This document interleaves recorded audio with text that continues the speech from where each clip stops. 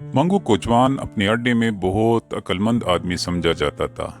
गो इसकी तालीमी हैसियत सिफर के बराबर थी और इसने कभी स्कूल का मुंह भी नहीं देखा था, लेकिन इसके बावजूद उसे दुनिया भर की चीज़ों का इल्म था। अड्डे के वो तमाम कोचवान जिनको ये जानने की ख्वाहिश होती थी कि दुनिया के अंदर क्या हो रहा है, उस्ताद मंगू की वसी मालूमात से अच्छी तरह वाकिफ थे। पिछले दिनों जब उस्ताद मंगू ने अपनी एक सवारी से स्पेन में जंग छिड़ जाने की अफवाह सुनी थी, तो इसने गामा चौधरी के चौड़े कंधे पर तबकी देकर मुदब्बिराना अंदाज में पेशन गोई की थी। देख लेना गामा चौधरी, थोड़ी ही दिनों में स्पेन के अंदर जंग छिड़ जाएगी। जब गामा चौधरी ने इससे ये पूछा था कि स्पेन कहाँ वाक़या है, तो उस्ताद मंगू ने बड़े मतानत से जवाब दिया था, विलायत में और कहाँ। स्पेन की जंग छिड़ी और जब हर शख्स को पता चल गया तो स्टेशन के अड्डे में जितने कोचवान हुक्का पी रहे थे, दिल ही दिल में उस्ताद मंगू की बड़ाई का एतराफ़ कर रहे थे। और उस्ताद मंगू इस वक्त माल रोड की चमकीली सतह पर तांगा चलाते हुए किसी सवारी से ताज़ा हिंदू मुस्लिम फसाद पर तबादला ख्याल कर रहा था। इस रोज शाम के करीब जब वो अड्डे में आया तो इसका चेहरा गैर मामूली तौर पर तमतमाया हुआ था। हुक्के का दौर चलते चलते जब हिंदू मुस्लिम फसाद की बात चिड़ी तो उस्ताद मंगू ने सर पर से खाकी पगड़ी उतारी और बगल में दाब कर बड़े मुफक्किराना लहजे में कहा, ये किसी पीर की बद्दुआ का नतीजा है कि आए दिन हिंदुओं और मुसलमानों में चाकू चुरियां चलती रहती हैं। और मैंने अपने बड़ों से सुना है कि अकबर बादशाह ने किसी दरवेश का दिल दुखाया था और इस दरवेश ने जल कर ये बद्दुआ दी थी, जा तेरे हिंदुस्तान में हमेशा फसाद ही होते रहेंगे। और देख लो, जब से अकबर बादशाह का राज खत्म हुआ है, हिंदुस्तान में फसाद पर फसाद होते रहते हैं। ये कहकर इसने ठंडी सांस भरी और फिर हुक्के का दम लगाकर अपनी बात शुरू की। ये कांग्रेसी हिंदुस्तान को आज़ाद कराना चाहते हैं। मैं कहता हूँ अगर ये लोग 1000 साल भी सर पटकते रहें तो कुछ ना होगा। बड़ी से बड़ी बात ये होगी कि अंग्रेज चला जाएगा और कोई इटली वाला आ जाएगा, या वो रूस वाला जिसकी बाबत मैंने सुना है कि बहुत तकड़ा आदमी है, लेकिन हिंदुस्तान सदा गुलाम रहेगा।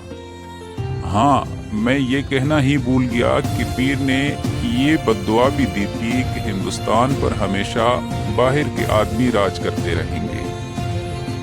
उस्ताद मंगू को अंग्रेजों से बड़ी नफरत थी और इस नफरत का सबब तो वो ये बतलाया करता था कि वो हिंदुस्तान पर अपना सिक्का चलाते हैं और तरह तरह के जुल्म ढाते हैं।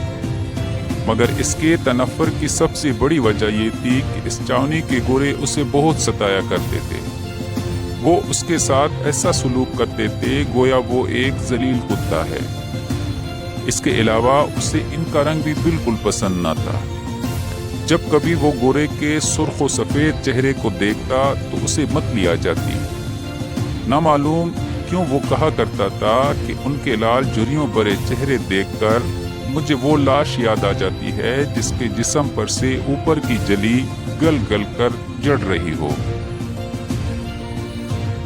जब किसी शराबी गोरे से इसका झगड़ा हो जाता तो सारा दिन इसकी तबीयत खराब रहती और वो शाम को अड्डे में आकर हिल मार का सिगरेट पीते या हुक्के के कश लगाते हुए उस गोरे को जी भरकर सुनाया करता।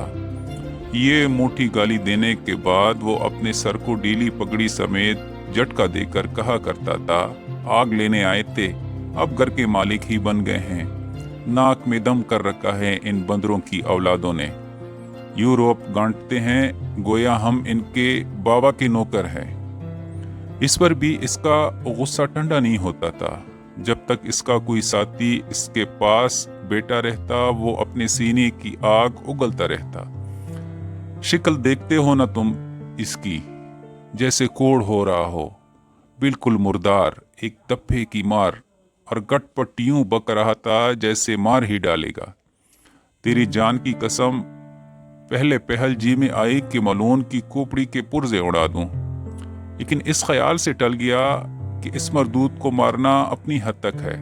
یہ کہتے کہتے وہ تھوڑی دیر کے لیے خاموش ہو جاتا اور ناک کو خاکی قمیض سے صاف کرنے کے بعد پھر بڑبڑانے لگ جاتا۔ قسم ہے بھگوان کی، ان لاٹ صاحبوں کے ناز اٹھاتے اٹھاتے تنگ آ گیا ہوں۔ جب کبھی ان کا منحوس چہرہ دیکھتا ہوں رگوں میں خون کھولنے لگ جاتا ہے۔ کوئی نیا قانون وانون بنے تو ان لوگوں سے نجات ملے، تیری قسم جان میں جان آ جائے۔ اور جب ایک روز استاد منگو نے کچہری سے اپنے تانگے پر 2 سواریاں لا دیں اور ان کی گفتگوؤں سے اسے پتہ چلا کہ ہندوستان میں جدید آئین کا نفاذ ہونے والا ہے تو اس کی خوشی کی کوئی انتہا نہ رہی۔ 2 مرواڑی جو کچہری میں اپنی دیوانی مقدمے کے سلسلے میں آئے تھے، گھر جاتے ہوئے جدید آئین یعنی انڈیا ایکٹ کے متعلق آپس میں بات چیت کر رہے تھے۔ سنا ہے کہ 1 اپریل سے ہندوستان میں نیا قانون چلے گا یا ہر چیز بدل جائے گی۔ ہر چیز تو نہیں بدلے گی، مگر کہتے ہیں کہ بہت کچھ بدل جائے گا اور ہندوستانیوں کو آزادی مل جائے گی۔ کیا پیاز کے متعلق بھی کوئی نیا قانون پاس ہوگا؟ یہ پوچھنے کی بات ہے، کل کسی وکیل سے دریافت کریں گے۔ ان مرواڑیوں کی بات چیت استاد منگو کے دل میں ناقابل بیان خوشی پیدا کر رہی تھی۔ وہ اپنے گھوڑے کو ہمیشہ گالیاں دیتا تھا اور چابک سے بہت بری طرح پیٹا کرتا تھا، مگر اس روز وہ بار بار پیچھے مڑ کر مرواڑیوں کی طرف دیکھتا اور اپنی بڑی ہوئی مونچھوں کے بال ایک انگلی سے بڑی صفائی کے ساتھ اونچی کر کے گھوڑے کی پیٹھ پر باگی ڈھیلی کرتے ہوئے بڑے پیار سے کہتا، چل بیٹا ذرا ہوا سے باتیں کر کے دکھا دے۔ مرواڑیوں کو ان کے ٹھکانے پہنچا کر اس نے انارکلی میں دینو حلوائی کی دکان پر آج سے دہی کی لسی پی کر ایک بڑی ڈکار لی اور مونچھوں کو منہ میں دبا کر ان کو چوستے ہوئے ایسی ہی بلند آواز میں کہا، حد تیری ایسی کی تیسی۔ شام کو جب وہ اڈے کو لوٹا تو خلاف معمول اسے وہاں اپنی جان پہچان کا کوئی آدمی نہ مل سکا۔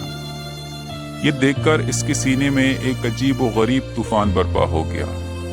آج وہ ایک بڑی خبر اپنے دوستوں کو سنانے والا تھا، بہت بڑی خبر، اور اس خبر کو اپنے اندر سے نکالنے کے لیے وہ سخت مجبور ہو رہا تھا، لیکن وہاں کوئی تھا ہی نہیں۔ آدھ گھنٹہ تک وہ چابک بغل میں دبائے اسٹیشن کے اڈے کی آہنی چھت کے نیچے بے قراری کی حالت میں ٹہلتا رہا۔ اس کے دماغ میں بڑے اچھے اچھے خیالات آ رہے تھے۔ نئے قانون کے نفاذ کی خبر نے اس کو ایک نئی دنیا میں لا کر کھڑا کر دیا تھا۔ وہ اس نئے قانون کے متعلق جو 1 اپریل کو ہندوستان میں نافذ ہونے والا تھا، اپنی دماغ کی تمام بتیاں روشن کر کے غور و فکر کر رہا تھا۔ اس کے کانوں میں مارواڑی کا یہ اندیشہ کیا بیاج کے متعلق بھی کوئی نیا قانون پاس ہوگا بار بار گونج رہا تھا، اور اس کے تمام جسم میں مسرت کی ایک لہر دوڑ رہی تھی۔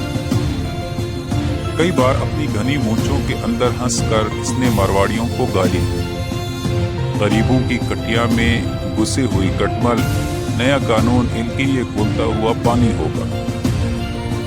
وہ بے حد مسرور تھا، خاص کر اس وقت اس کے دل کو بہت ٹھنڈک پہنچتی جب وہ یہ خیال کرتا کہ گوروں سفید چوہوں، وہ ان کو اس نام سے یاد کیا کرتا تھا کہ تونتنیاں نئے قانون کے آتی ہی بلوں میں ہمیشہ کے لیے غائب ہو جائیں گی۔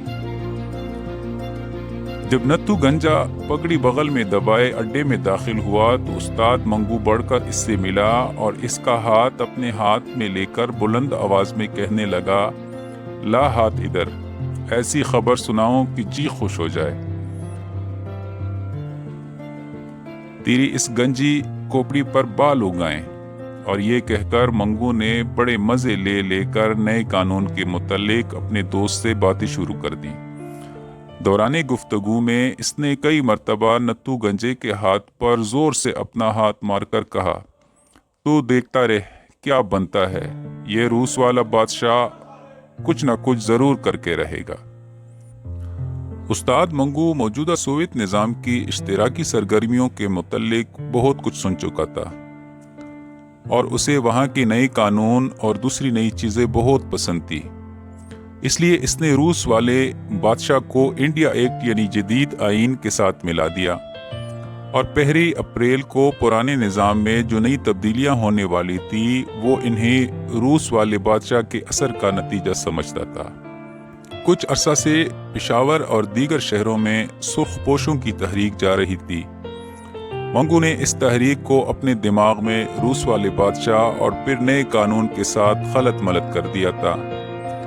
اس کے علاوہ جب کبھی وہ کسی سے سنتا کہ فلاں شہر میں بمساز پکڑے گئے ہیں یا فلاں جگہ اتنے آدمیوں پر بغاوت کے الزام میں مقدمہ چلایا گیا ہے، تو ان تمام واقعات کو نئے قانون کا پیش خیمہ سمجھتا اور دل ہی دل میں خوش ہوتا۔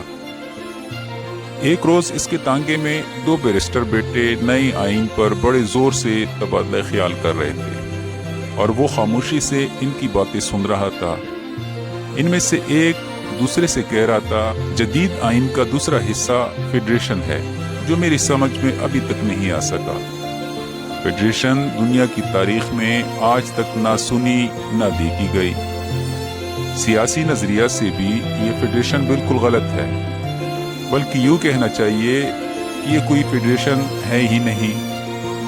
ان بیرسٹروں کے درمیان جو گفتگو ہوئی ان میں سے بیشتر الفاظ انگریزی کی تھے، اس لیے استاد منگو صرف اوپر کے جملے ہی کو کسی قدر سمجھا، اور اس نے کہا، یہ لوگ ہندوستان میں نئے قانون کی آمد کو برا سمجھتے ہیں اور نہیں چاہتے کہ ان کا وطن آزاد ہو۔ چنانچہ اس خیال کے زیر اثر اس نے کئی مرتبہ ان 2 بیرسٹروں کو حقارت کی نگاہوں سے دیکھ کر کہا، ٹوڈی بچے۔ جب کبھی وہ کسی کو دبی زبان میں ٹوڈی بچہ کہتا تو دل میں یہ محسوس کر کے بڑا خوش ہوتا کہ اس نے اس نام کو صحیح جگہ استعمال کیا ہے، اور یہ کہ وہ شریف آدمی اور ٹوڈے بچے کی تمیز کرنے کی اہلیت رکھتا ہے۔